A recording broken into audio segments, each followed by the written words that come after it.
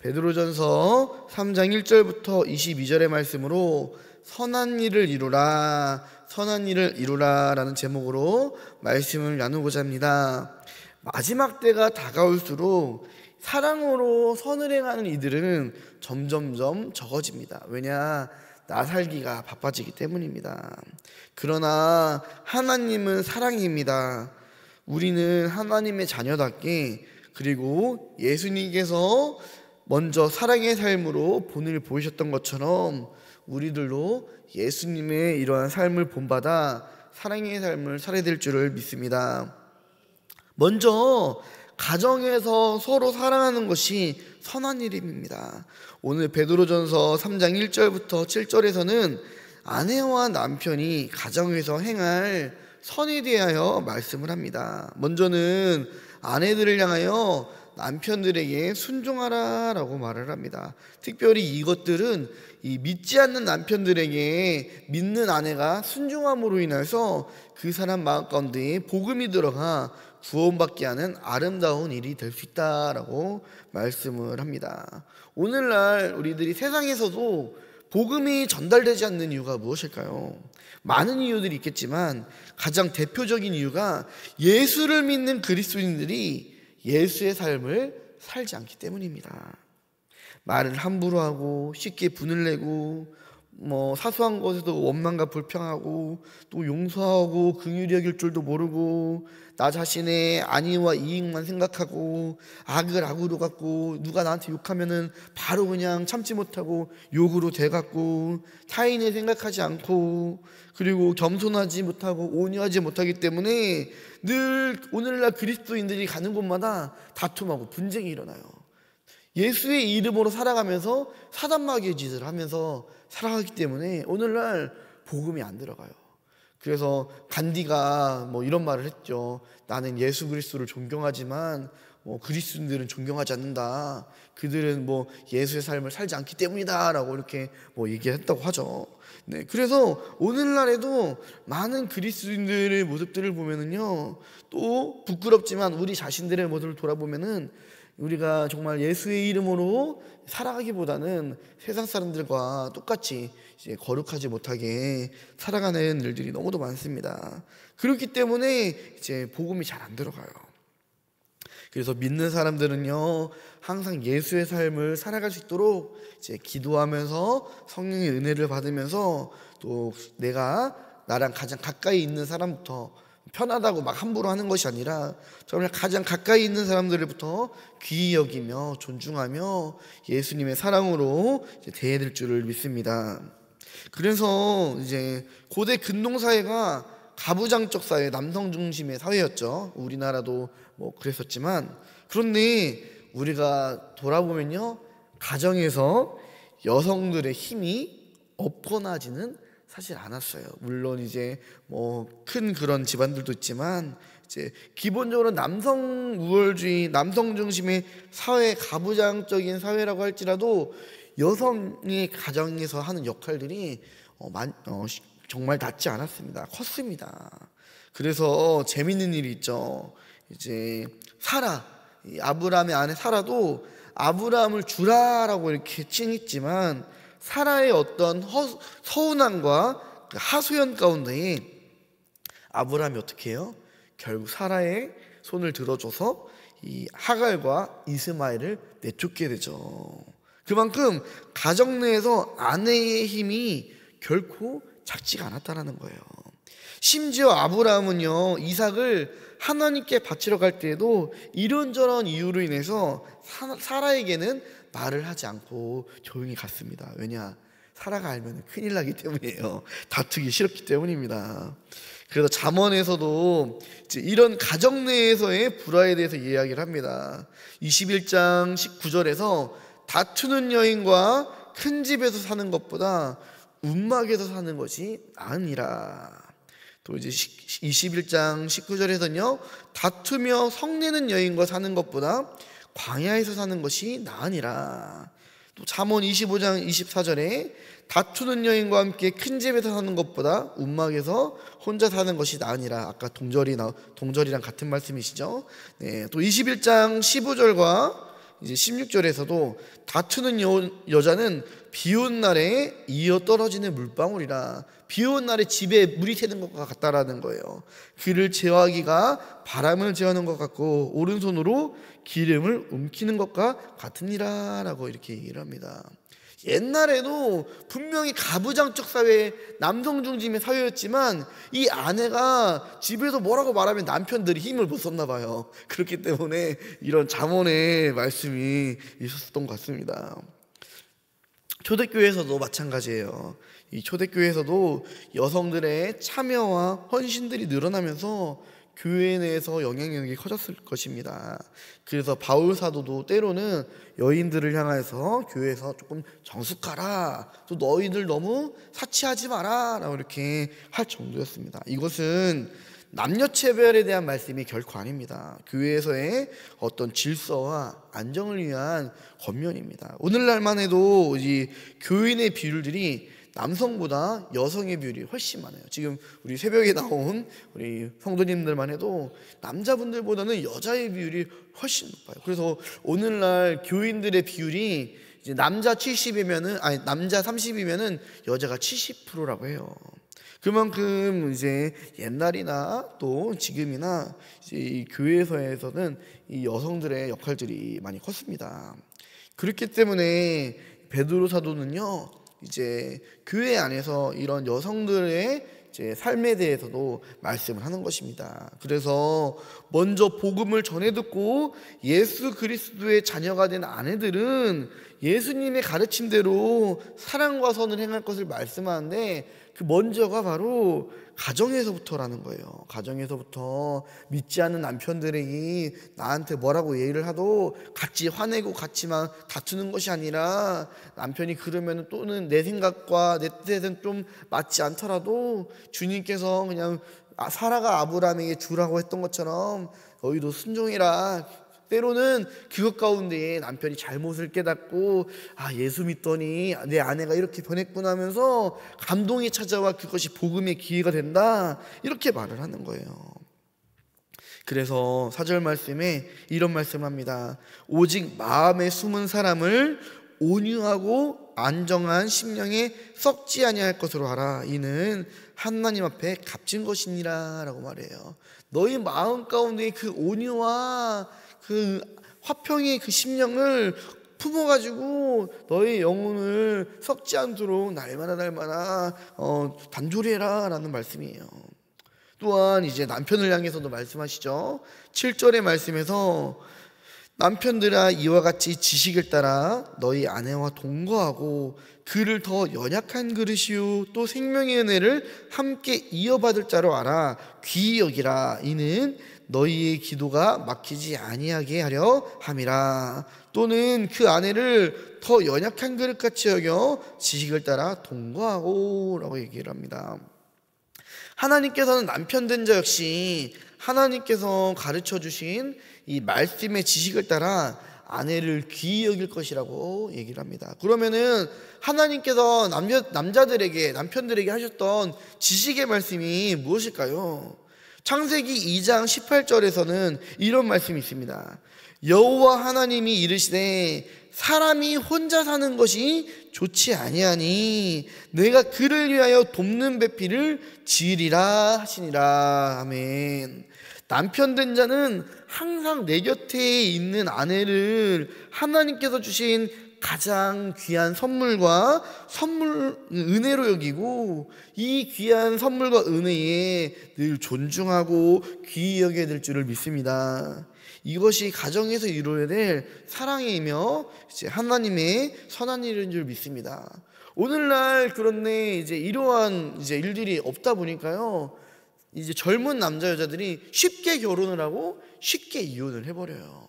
그래서 제가 참 안타까운 일들이 이렇게 좀 이제 목회를 하다 보면은요, 오늘날 믿는 가정에서도요, 이 결혼식을 그냥 본인들끼리 알아서 하라고 해요. 목회자를 세워서 정말 축복하고 주례를 세워서 정말 이 하나님의 언약 가운데서 가정을 세우고 언약을 이루는 것이 아니라 그냥 자기들 좋게 자기들 마음들끼리 이렇게 한다라는 거예요. 근데 이게 어디에서? 믿는 가정 안에서 이렇게 한다라는 거예요. 믿는 가정 안에서 부모가 이것은요, 그 자녀들에게 온전한 신앙을 유산으로 물려주지 않는 거예요. 그래서 우리들이 정말 나의 자녀와 자손을 위해서 우리가 늘 잘 되기를 기도하잖아요. 그거 가장 첫 번째가 결혼식 때에 그 가정을 세울 때에 하나님의 이름으로 선포하고 하나님의 이름으로 축복하고 이제 그 모든 것 가운데서 가정을 이루게 해야 된다는 것입니다. 그래서 그 가정이 하나님의 사랑과 축복으로 시작할 수 있도록 우리들의 자녀들의 이런 결혼이나 혼인 문제에서도 다 컸으니까 니들이 알아서 해가 아니라 이것까지 부모가 끝까지 책임을 져야 되는 거예요. 그래서 우리가 이 가정 가운데서 늘 하나님의 선한 일을 이룰 수 있도록 잘 지혜롭게 했으면 좋겠습니다. 두 번째로 우리가 어떤 선을 행해야 되냐, 마음을 같이 하는 것이 바로 선을 행하는 일입니다. 오늘 말씀 8절과 9절 말씀에서 마지막으로 말하노니 너희가 다 마음을 같이하여 동정하며 형제를 사랑하며 불쌍히 여기며 겸손하며 악을 악으로 욕을 욕으로 갚지 말고 도리어 복을 빌라. 이를 위하여 너희가 부르심을 받았으니 이는 복을 이어받게 하려 하심이라 라고 말씀을 합니다. 우리는 먼저 같은 생각을 품어야 돼요. 어떤 같은 생각을 품어야 되냐, 예수님의 마음, 예수님의 뜻, 예수님의 말씀으로 같은 생각과 같은 꿈을 품어야 됩니다. 그래서 오늘 말씀에서도 너희가 다 마음을 같이하여 라고 말씀을 하셨고요, 또 로마서 12장 16절에서도 이런 말씀이 있습니다. 서로 마음을 같이하여 높은 데 마음을 두지 말고 도리어 낮은 데 터하며 스스로 지혜 있는 채 하지 말라라고 말씀하십니다. 또 고린도전서 1장 10절에서 형제들아 내가 우리 주 예수 그리스도의 이름으로 너희를 권하노니 모두가 같은 말을 하고 너희 가운데 분쟁이 없이 같은 마음과 같은 뜻으로 온전히 합하라라고 말씀하셨어요. 빌립보서 2장 2절에서도 마음을 같이하여 같은 사랑을 가지고 뜻을 합하며 한 마음을 품으라 라고 말씀하셨어요. 이게 바로 선한 일이라는 거예요. 그냥 내 생각으로 야 너희들 나를 따라와 이런 것이 아니라 주님께서 주시는 마음과 감동, 하나님께서 주시는 이 말씀 안에서 우리들이 주님의 말씀에 순종하기에 한 마음 한 뜻을 품으라는 거예요. 서로 사랑하자 하였으면은 우리가 서로 사랑하기 위해서 부단히 노력을 해야 된다는 거예요. 주님께서 용서하라 했으면은 우리가 한 마음을 품고 용서해야 되고, 주님께서 긍휼히 여기라라고 말씀하셨으니 우리는 우리 교회 공동체 안에서 조금은 부족하고 조금은 모르는 사람이 있어도 우리가 한 마음 한 뜻으로 이 사람을 품을 수가 있어야 된다는 거예요. 또한 우리가 기도하다가 또 교회에 어떤 비전을 세우고 또 이제 목표했으면은 담임 목사님의 이 목회 방침에 우리가 한 마음 한 뜻을 품어 기도하면서 나아가야 된다는 것입니다. 성령이 하나 되게 하심을 믿고 한 마음 한 뜻으로 합력하여 선을 이루어야 될 줄을 믿습니다. 이것이 주님께서 보시기에 선한 일이라는 거예요. 우리 믿는 사람들은요, 나만이 아니에요. 나 혼자가 아니라 항상 공동체예요. 주님께서 가정을 세우셨고요, 가정 공동체, 교회 공동체, 또 그 밖에 내가 속한 모든 공동체에서 우리는 늘 하나님의 선을 행할 줄을 알아야 된다라는 것입니다. 그러면은 우리가 이제 또 구체적으로 어떤 마음으로 살아가야 되는가? 하나님께서 말씀하시는 어떤 마음이 우리들에게 가져와야 하는가? 바로 9절부터 11절의 말씀입니다.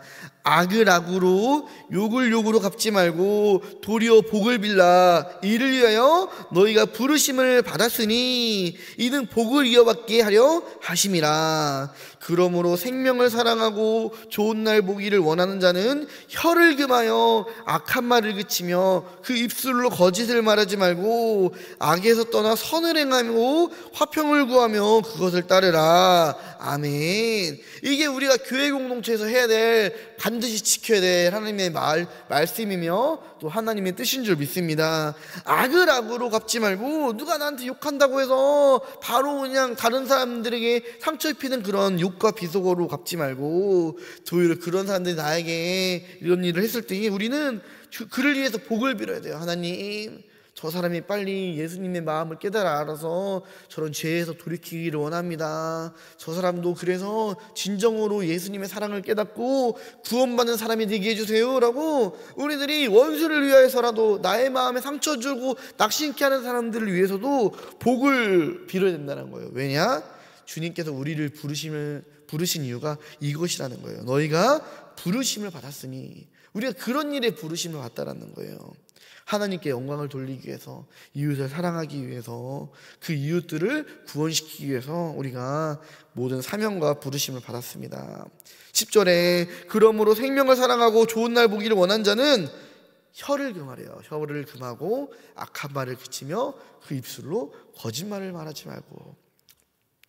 교회 안에서요 악한 말들이 너무 많이 생겨요. 교회 안에서요 거짓이 너무 많이 뻗쳐요. 물론 이제 우리가 선의의 거짓말이라는 것들로 할 수가 있겠지만 우리가 근본적으로 선의의 거짓말은 없다라는 걸 깨달아요. 거짓은 사단으로부터 온 거예요. 그렇기 때문에 우리가 아무리 좋은 뜻으로 하는 거짓이라고 할지라도 이런 거짓말에 대해서는 우리들이 잘 생각하고 분별을 해야 되고, 되도록이면은 이제 거짓말은 이제 아예 안 하는 게 좋습니다. 왜냐하면은 선한 거짓말이라도 자주 하게 되면요 이것이 나중에 나의 이익을 위해서, 나의 어떠한 이제 대처를 위해서 하는 이제 그런 이제 쉬운 거짓말이 되어버려요. 그래서 우리 교회 안에서 거짓말을 이렇게 하는 것이 아니라, 때로는 이것으로 인해서 내가 좀 곤란하더라도 이제 교회에서는 좀 진실했으면은 좋겠습니다. 또한 이제 교회 안에서 이제 서로 막 보복하거나 또 서로 이제 시기하거나 질투하거나 이런 것이 아니라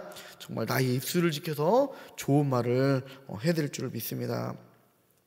마지막으로 다투고 분열을 만드는 말이 아니라 화평을 구하는 말을 해야 될 줄 믿습니다. 11절에 악에서 떠나 선을 해가며 화평을 구하며 그것을 따르라 라고 말씀하셨어요.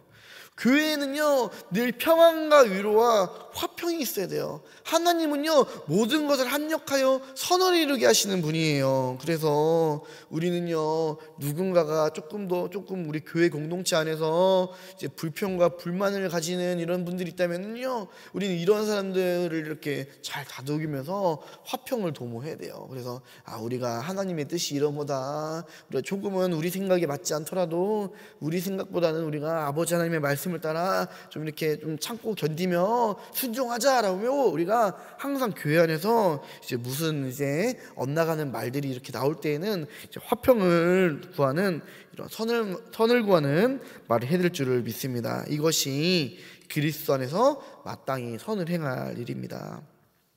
마지막으로 이제 어떻게 선을 행해야 되냐? 이제 선을 행하다 고난이 찾아올 때에 도리어 감사하며 선을 행한 일을 포기하지 말아야 된다라는 것입니다. 오늘 17절 말씀에 선을 행함으로 고난을 받는 것이 하나님의 뜻일진데 악을 행함으로 고난받는 것보다 나으니라 라고 말씀하셨어요. 우리 인생의 길은 고난의 길입니다. 우리가 내 마음대로 살아간다 할지라도 고난을 피할 수 없으며, 또 하나님의 뜻에 맞게 선한 일을 행하며 살아간다 해도 인생에게 이상하게 고난이 찾아와요. 우리가 이제 그동안은요 기복신앙으로 신앙을 다져왔죠. 너무도 우리나라가 어려웠기 때문에 예수 믿으면 복 받는다라고 말하면서 이제 그 신앙으로 우리가 힘과 위로를 얻고 신앙을 시작했어요. 예수님을 믿으면 분명 복을 받아요. 그런데 우리들이 이 복을요 이제 이 세상에서의 복에만 너무 집착을 하는 거예요. 이 세상에서 물질의 어떤 복, 어떤 명예의 복, 육신의 자랑, 희생의 정욕, 안목의 정욕, 이런 것만 바라다 보니까 때로는 이것이 나에게 충족되지 못했을 때에 하나님을 향한 신뢰가 깨지는 거예요. 그런데 하나님께서 주시는 복은요 그런 복이 아니에요. 그런 복이 아닙니다. 하나님께서 주시는 복은요 이미 예수님을 믿으며 구원받고 영생을 받는 게 가장 큰 복이며 우리의 감사의 제목인 줄을 믿습니다.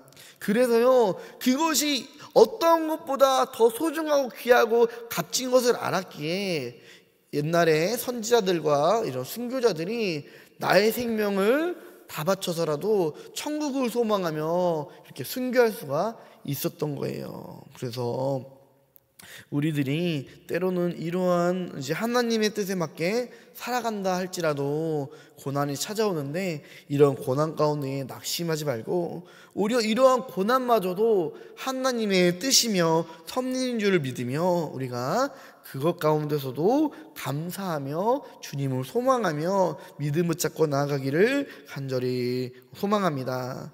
베드로 사도는 소망의 사도라고 말을 해요. 그래서 베드로 사도는요, 베드로전서 4장 12절과 13절에서 우리가 이미 속해서 나눴던 말씀이시지만, 이제 사랑하는 자들아 너희를 연단하려고는 불시험을 이상한 일 당하는 것 같이 이상히 여기지 말고 오히려 너희가 그리스도의 고난에 참여하는 것으로 즐거워하라. 이는 그의 영광을 나타나실 때에 너희로 즐거워하고 기뻐하게 하려 함이라 라고 말씀하셨어요. 인생에 찾아오는 어떤 불시험들을, 고난들을 이상하게 여기지 말라는 거예요. 왜냐? 이 고난 뒤에, 이 불시험 뒤에 하나님의 놀라운 영광스러운 은혜들이 우리를 기다리고 우리 위해 예비되어 있다라는 것입니다. 그러므로 우리들이 어떠한 고난 가운데서도 먼저는 가정에서 사랑의 선을 이루며 또한 교회 안에서 한마음 한뜻에 선을 이루어서 우리의 말과 행동과 우리의 모든 생각과 뜻이 하나님의 기쁨과 영광 되기를 간절히 소망합니다. 우리 가슴에 손을 얹고 기도하겠습니다. 하나님 아버지 감사합니다. 우리로 하여금 예수 그리스도를 믿게 하고 선을 행할 능력 주심에 감사합니다. 우리가 예수님을 힘입어 모든 일에 선한 일로 하나님께 영광 돌리길 원합니다. 가정에서 사랑으로 선을 이루게 하여 주옵소서. 아내가 남편을, 남편이 아내를, 부모가 자녀를, 자녀가 부모를 귀히 여기며 서로 존중하는 사랑의 가정 되게 하여 주옵소서. 또한 우리가 한마음 한뜻으로 교회 안에서 합력하여 선을 이루게 하여 주시옵소서. 우리가 교회에서 하나님의 영광을 위하여 헌신할 때에 다툼과 분열, 시기와 원망들이 사라지게 해주시고 오직 하나님의 선하신 사랑으로 합력하여 선을 이루게 하여 주옵소서. 예수 그리스도의 마음으로 화평 이루게 하는 교회 되게 하여 주옵소서. 예수님의 이름으로 기도합니다. 아멘.